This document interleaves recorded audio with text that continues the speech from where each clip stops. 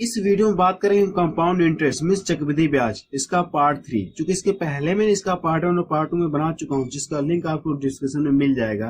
आप वहां से जाके मेरे उन पार्ट्स को देख सकते हैं। तो चलिए पार्ट 3 स्टार्ट करते हैं। और पार्ट 3 में हम ये बताएंगे कि मेन मतलब हमारा मेन उद्देश्य क्या होता है, आखिर किसी सवाल को क्या करना है, कितनी जल्दी से जल्दी लग जाए। तो कुछ ऐसी ट्रिक ही मैं लेके आया हूँ उसमें कि आपको क्या करे, देखिए आप उसका आंसर बताइए। कुछ ऐसे सवाल बनाया हूँ ट्रिक के साथ। चलिए, कह रहे हैं कोई धन चक्रवृद्धि ब्याज से 15 वर्ष में कितना हो जा रहा है, ये 2 गुना हो जाता है। तो कितने वर्षों में या कितने समय में यह अपने से 8 गुना हो जाए। कहने का मतलब चक्रवृद्धि ब्याज से कोई धन है बट हमको धन नहीं पता। 15 वर्षों में कितना हो जा रहा है, 2 गुना हो जा रहा है। तो उसी धन को कितने समय में या कितने वर्षों में वो अपने से क्या हो जाएगा, 8 गुना होने में कितना समय लगेगा। तो कहने का मतलब ये है कि ऐसे सवाल को लगाने के लिए हम लोग करते क्या है, एक जो दिया हमको वर्ष दिया, वर्ष लिखते हैं और ये हम लोग गुना लिखते हैं, यही लिखते हैं। तो वर्ष कितना दिया, 15 वर्षों में ये कितना हो जा रहा है, ये 2 गुना हो गया कि नहीं। हम इसको 2 गुना लिख लेते हैं। फिर कह रहे हैं कि कितने वर्षों में ये 8 गुना हो जाएगा। मतलब यहाँ समय हमसे पूछा क्वेश्चन मार्क्स, ये कितना हो जा रहा है, ये कुछ समय रहा होगा, ये कितना होगा, 8 गुना हो गया। तो हमसे यही जानना चाह रहा है कि ये कितने समय में ये क्या हो गया, 8 गुना होगा। तो इसको लगाने के लिए हम ये करते देखते, सबसे पहले ये है 2 है ना, हम लोग इसको भी 2 की पावर में 2 के रूप में लिखते हैं। तो क्या मैं इसको इस तरह से लिख सकता हूँ क्या, यानी ये चीज में सेम करने जो ये इसका है उसको आधार के ऐसे लिखने के लिए हम लोग कर लेते हैं। तो ऐसे लिख सकते हैं ना हम इसको 8 को। ऐसे करने के बाद हम लोग करेंगे क्या, आखिर ये जो पावर है इस पावर का हम क्या कर देंगे, 15 में गुणा कर देंगे। तो कितना आ जाएगा आपका, 15 तियां 45 वर्ष। अर्थात वो धन क्या होगा, चक्रवृद्धि ब्याज की दर से कितना हो जाएगा, 45 वर्षों में कितना हो जाएगा, 8 गुना होगा कि नहीं होगा। तो हम देखिए कौन सा ऑप्शन सही है, इसका डी ऑप्शन इसका क्या है, सही है। नेक्स्ट क्वेश्चन देखा जाए, कुछ इसी से रिलेटेड है। क्वेश्चन ये है कि चक्रवृद्धि ब्याज पर जमा की गई 12,000 की धनराशि, हमको इस बार यहाँ पे क्या दे दिया, उन्होंने धनराशि दे दिया है। कह रहे हैं कि जमा की गई धनराशि 5 वर्षों में कितना हो जाती है, 2 गुना हो जाती है। तो 20 वर्ष बाद यह कितना गुनी होगी, यानी कितनी हो जाएगी, जो धनराशि वो कितनी होगी। तो हम सेम ऊपर वाले की तरह लिखेंगे, कोई फर्क नहीं होगा। तो एक साइड वर्ष लिख लेंगे और गुना लिख लेंगे हम लोग। तो लिखिए वर्ष हो गया और फिर हमारा गुना हो गया। तो वर्ष कितना, 5 वर्षों में कितना हो जा रहा है, ये 2 गुना हो गया। फिर क्या कहा इन्होंने, कह रहे हैं कि 20 वर्ष बाद ये कितनी गुनी हो जाएगी। तो आप इस यहाँ पे वर्ष लिख लीजिएगा और ये कितना गुना होगा, हमसे यही जानना चाह रहे हैं क्वेश्चन मार्क्स ना। इसलिए क्या आ जाएगा, हमारा क्वेश्चन मार्क्स आ जाएगा। तो सबसे पहले हम देखिए करेंगे क्या है, जो मैंने जैसे ऊपर बात किया कि नहीं किया, हम लोग ऊपर वाले में क्या करते थे, हमको ये चीज पूछता था लेकिन ये नीचे वाले में हमको ये चीज दे दिया 20 वर्ष। तो हम करेंगे क्या, देखना सेम दोनों एक तरह से है। तो अगर मैं कह दूं ये अगर जैसे मैं इसको हिडन कर दे रहा हूँ, 8 को हमको नहीं मालूम, तो हम लोग इसको निकालने के समय हमको पता चलिए 45 वर्ष है कि नहीं है। तो लेकिन ये 45 हमको कब मिलता है, जब हम क्या करेंगे, जब इसमें 15 से 45 में भाग देंगे तो 3 बार गया ना, हम इसका क्या कर देंगे, इस वाले का क्यूब कर देंगे, हमको पता नहीं कितने गुना होगा। सेम प्रोसेस हम लोग नीचे करेंगे। तो हम लोग 5 से क्या कर देंगे, इसमें 20 में भाग देंगे। तो 20 में भाग कितनी बार जाएगा, ये 4 बार जाएगा आपका। तो 4 बार भाग देने के बाद हम लोग क्या कर देंगे, इसका क्यूब यानी इसकी पावर 4 कर देंगे। तो ये कितना मिल जाएगा, 16 गुना। अर्थात 20 वर्ष बाद वो धन कितना हो जाएगा, 16 गुना होगा कि नहीं होगा। और हमको धन इन्होंने दे दिया, धन कितना हमारा है, 12,000 है। तो 12,000 का आप 16 गुना कर लेते, इसी में कर ले रहे हैं। तो 16 गुना कर लेते कितना आ जाएगा आपका, ये 12,000 नहीं, ये 12,000 कितना करना, 16 गुना करना है ना, गुणा कर लीजिए आप। तो 0 0 0 हो जाएंगे, लास्ट से 3 0, 16 दूना 32। मैं डायरेक्ट एक लाइन में कर रहा हूं, 16 दूना 32 हो, 16 कम 16, 16 3 कितना हो जाएगा हमारा, 19। यानी वो धन कितना हो जाएगा हमारे पास, यानी इतना 1 लाख कह सकते हैं कितना, 92,000 होगा कि नहीं होगा। तो कौन सा ऑप्शन सही है, देख रहे हैं डी ऑप्शन इसका सही है। वैसे मैंने एक लाइन में क्यों किया, क्योंकि अगली लाइन में भी करूंगा तो मेरा आंसर ये है। धन हमको पता चला 16 गुना होगा और धन हमको दे दिया इन्होंने, तो डायरेक्ट हमने क्या किया, इसके यहाँ पे गुणा कर दिया। नेक्स्ट क्वेश्चन देखा जाए। क्वेश्चन ये कि कितने समय में 8,800 रुपए का 10% वार्षिक दर से छमाही दे चक्रवृद्धि मिश्रधन इतना हो जाएगा। तो हमसे इन्होंने क्या दिया है, मूलधन दिया है और दर दे दिया, और ये क्या है, मिश्रधन। तो मिश्रधन बराबर हमारा क्या होता है, जबकि ब्याज की गणना किसमें किया, छमाही आधार पे कर रहे हैं। तो ये मिश्र धन दिया है, तो मिश्र धन बराबर हमारा होता क्या है, मिश्र धन बराबर हमारा होता क्या, मूलधन प्लस ब्याज। तो कह सकते हैं मूलधन प्लस ब्याज होता है कि नहीं मिश्र धन। तो इसमें क्या 800 तो शामिल ही है, प्लस इसमें क्या है, ब्याज भी क्या हमारा शामिल है। तो ये क्या कर लेंगे, वही पूछा छमाही देय से चक्रवृद्धि ब्याज, यही ना पूछा है, मिश्र धन इतना हो जाता है। तो हमसे क्या कहा इन्होंने, कितने समय में, हमसे क्या पूछा इन्होंने, समय पूछा है। तो हम लोग करेंगे क्या, सबसे पहले लिख लिए मूलधन कितना हमारा है 800 रुपए है, और मिश्र धन कितना है 926.1 रुपया। तो यानी इसके अंदर क्या हमारा मूलधन भी तो है ना, अगर मैं यहां से यहां घटा दूं तो हमको क्या मिलेगा, केवल ब्याज मिलेगा कि नहीं मिलेगा। तो कितना मिल जाएगा 126.1, इतना ब्याज मिलेगा ना। और हमसे कहा क्या है, कितने समय में आखिर ये ब्याज इतना मिलेगा, मूलधन इतना दे दिया है, दर हमको इतना दे दिया है, और पूछ रहे कितने समय में इतने रुपए ब्याज होगा। ब्याज की गणना हमको कहां से करनी है, छमाही आधार पर करनी है, चक्रवृद्धि ब्याज क्या छमाही आधार से करनी है। तो देखिए हम लोग और लिख लेते हैं, दर दिया वैसे लिखने की जरूरत नहीं है, मैं फिर भी लिख दे रहा हूं। 10% वार्षिक है, और समय कितना है वैसे लिखने की हमको इसकी जरूरत नहीं, क्योंकि सारा चीज हमको दे दिया इन्होंने। सॉरी, समय हमसे क्या पूछा है, इन्होंने पूछा है, समय पूछा है कि नहीं पूछा है। तो देखिए हम लोग करते क्या है, जब गणना किसमें करती हो, छमाही में करनी होती है। छमाही आधार पर ये गणना कह रहे हैं कि नहीं कर रहे, छमाही आधार पर। तो हम लोग करते क्या, दर में कितने से भाग देते हैं, 2 से भाग देते हैं। क्यों 2 से भाग देते हैं, क्योंकि एक वर्ष में कितनी छमाही होती है, 2 छमाही होती है ना। तो इसलिए हम क्या कर देंगे, दर में 2 से भाग देते हैं। क्योंकि इसको मैंने क्या किया है, पार्ट 2 मैंने डिटेल बताया है, आप वहां से जाके देख सकते हैं। फिलहाल हम लोग चलिए इससे अगर 2 से 10 में भाग कितनी बार जाएगा, ये 5% होगा कि नहीं होगा, ये होगा ना 5%। तो करेंगे कि आप पूरे धन पर क्या कर, हमसे समय पूछा है छमाही पे, तो छमाही के लिए हम लोग करेंगे क्या, दर में क्या कर दें, 2 से भाग दें। क्यों भाग दे देंगे, क्योंकि एक वर्ष में 2 छमाही होती है। तो मूलधन पे देखिए 5%, यानी 5% ब्याज लगेगा नहीं लगता। तो मूलधन यानी कि कह सकते हैं 800 का 5% कितना होगा, 40 होगा क्या, 800 रुपए का 5%, परसेंटेज हटाएंगे बटा 100 देगा कि नहीं, ये 00 से 00 कटेगा, कितना मिला हमको 40 रुपए मिला कि नहीं मिला। तो फिर अगले साल क्या होगा, फिर तो 5% ब्याज लगेगा नहीं लगेगा 40%, तो फिर 40 रुपए हमको मिलेगा। फिर यानी मूलधन पे 5% ब्याज लगेगा कि नहीं लगेगा, चक्रवृद्धि ब्याज की बात हो रही है, ये तो मिलेगा ही हमको ये 40 रुपए।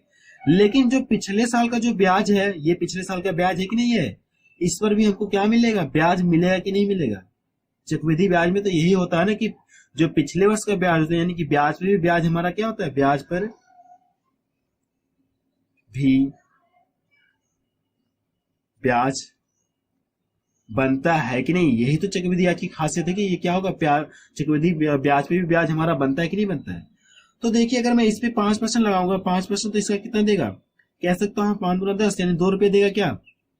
आप इसको लिख लीजिए साइड में, तो 5% बराबर बट्टा 100, ये खत्म जीरो, इसको करेंगे 5 को 20, यानी 1 जीरो इसका कैंसिल, हमको मिलेगा कितना 2 रुपए।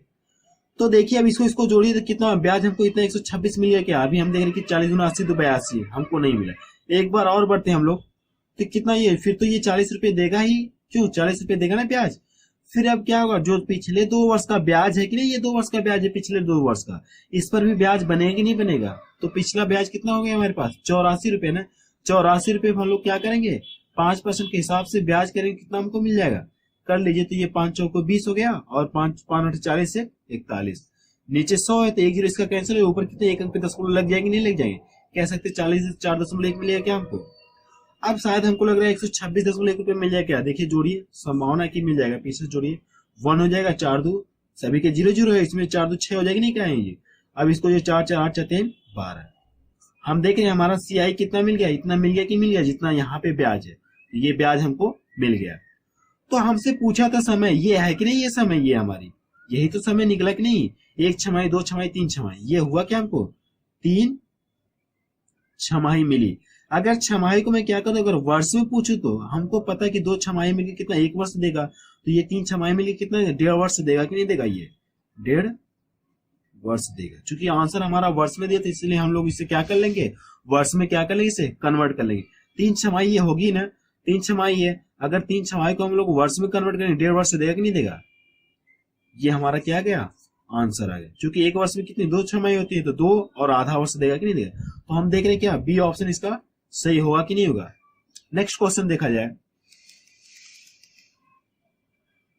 क्वेश्चन ये है कि किसी धन का 4% वार्षिक दर से 2 वर्ष का चक्रवृद्धि ब्याज जितना हो जाता है, तो पूछा गया उसी धन का उसी दर से उतने ही अवधि के लिए, उसी दर से और उतनी ही अवधि के लिए क्या पूछा हमसे, साधारण ब्याज की गणना करने के लिए कह रहे हैं। तो हमको दिया क्या, चक्रवृद्धि ब्याज दिया, समय भी दे दिया और दर भी दे दिया। अगर मैं मान लो वो धन कितना, हमसे धन पूछा है, मैं मान लो कितना, माना धन, अगर मैं मान लो धन कितना 100 रुपए है कि नहीं है, तो 100 रुपए पर हमको पता है 100 रुपए मूलधन है और दर भी पता हमको, वैसे लिखने की जरूरत नहीं, आप लोग लिखिएगा नहीं।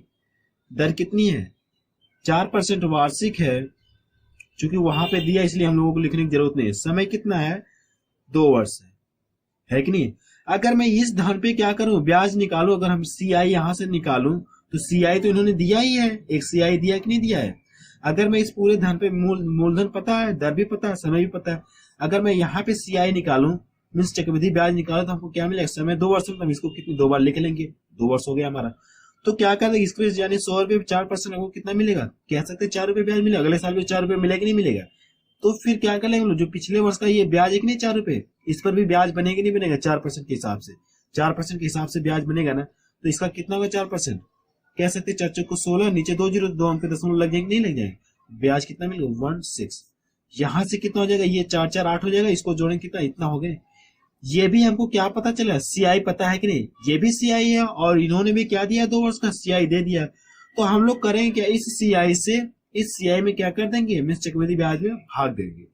तो भाग दीजिए, देखिए कितनी बार जाएगा, ये 102 है, इससे अगर भाग देंगे हम लोग और फिर 100 से अगर गुणा कर दिया जाए तो अब हमको ये क्या पता चल जाएगा, ये सारा हमको क्या पता चल जाएगा, मूलधन पता चल जाएगा। ये क्या हमको पता चल गया, ये मूलधन।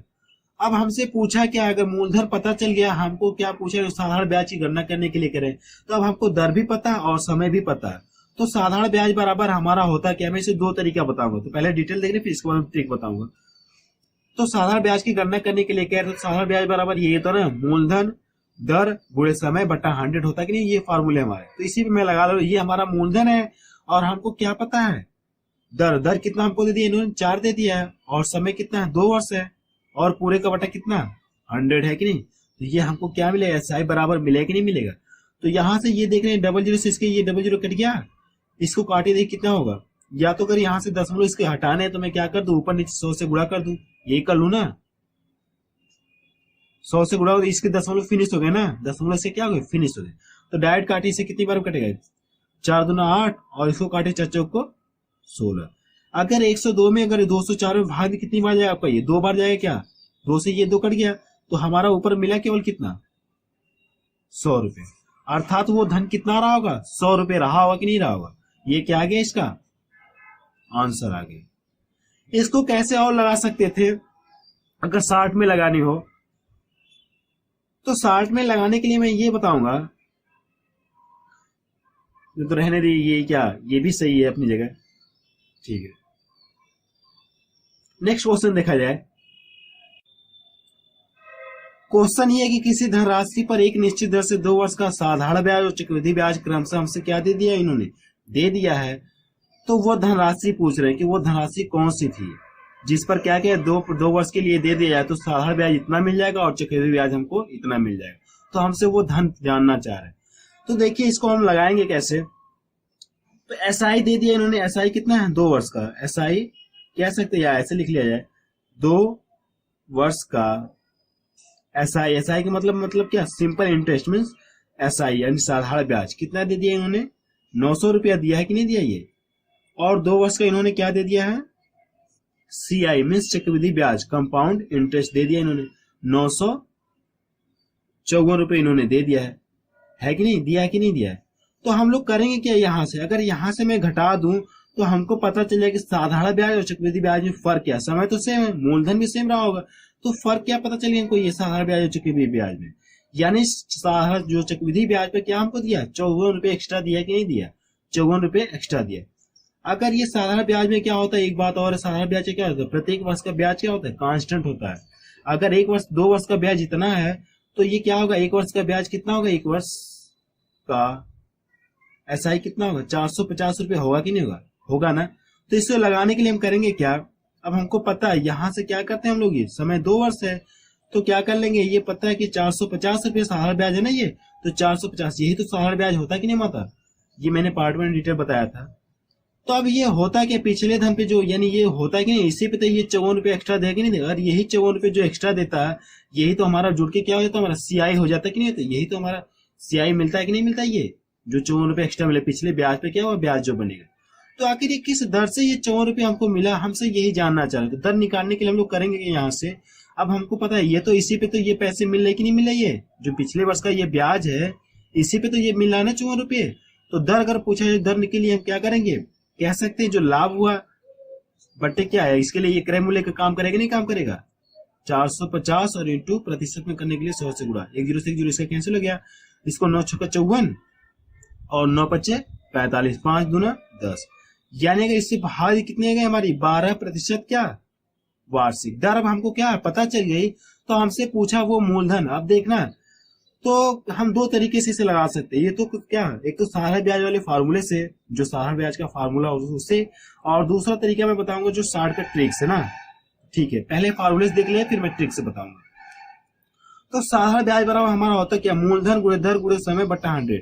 तो अब हमको क्या पता है, यानी 2 वर्ष का साधारण ब्याज भी पता है, साधारण ब्याज पता है कि नहीं पता है, मूलधन भी पता है, सॉरी मूलधन हमको ज्ञात करना है, यही तो हमको ज्ञात करना है कि नहीं है, और दर भी पता और समय भी पता है। तो हमको यानी सारी वैल्यू दी, हमको क्या मूलधन निकालेंगे नहीं निकालेंगे हम लोग, देखिए कैसे लगाएंगे, मैं शॉर्टकट बताऊंगा फिर। तो क्या ब्याज कितना दिया 900 बराबर कितना, मूलधन हमसे पूछा तो मूलधन x मान लिया जाए, और दर कितना इन्होंने दे दिया है, अब हमको पता चले कितनी 12% है, समय कितना 2 वर्ष है, और नीचे बटा कितना 100। अगर इससे देखिए भाग दी कितनी बार में कटेगा, 6 से ये भी कट रहा है 6 से ये भी कट रहा है, तो काट दीजिए 6 दूना 12 और इसको काटिए कितना 6 कम 6 3 इधर गया 6 पच्चे 30 150।